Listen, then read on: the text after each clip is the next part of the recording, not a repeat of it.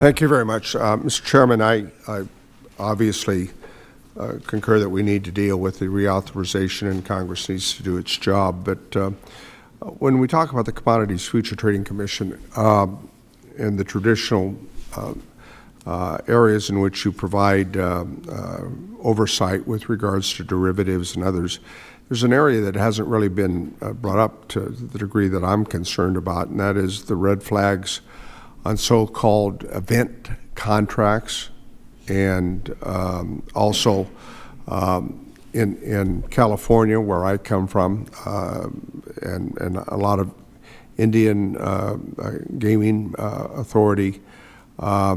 These look a lot less to me like risk management tools that Congress ever intended the Commission to deal with.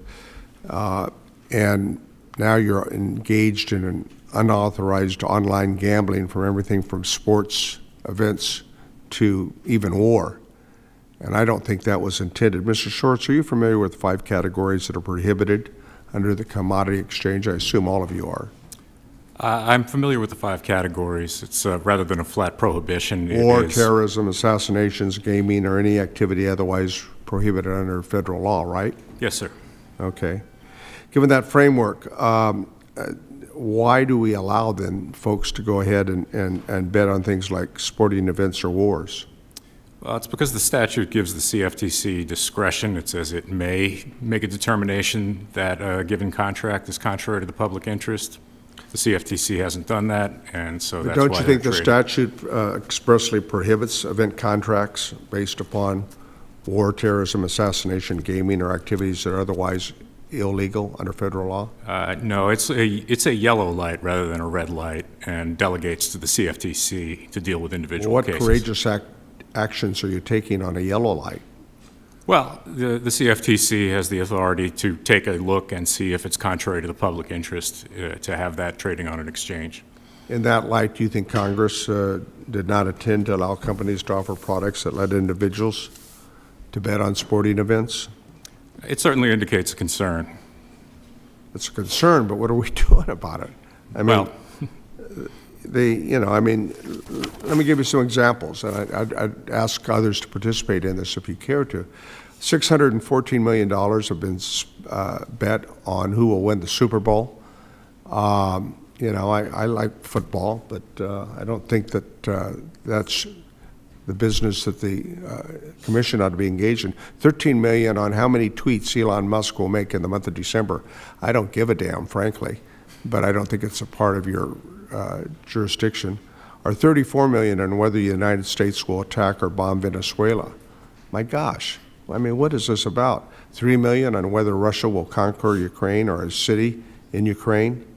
I mean, news often makes this sound like, what's happening in that part of the world with regards to the war.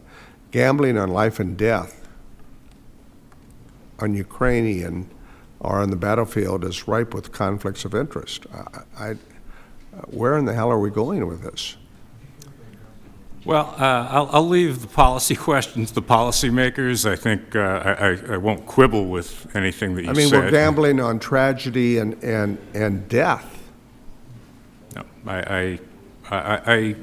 the concern is very, very valid. The industry's gone more than $2 billion. I find this exasperating every single month. And there's no oversight? The CFTC has not taken any action. Well, what about states that are trying to enforce their own laws? That's an important separate issue. I think, to my mind, I don't have any doubt that these products meet the definition of swap and are within the CFTC's exclusive federal jurisdiction.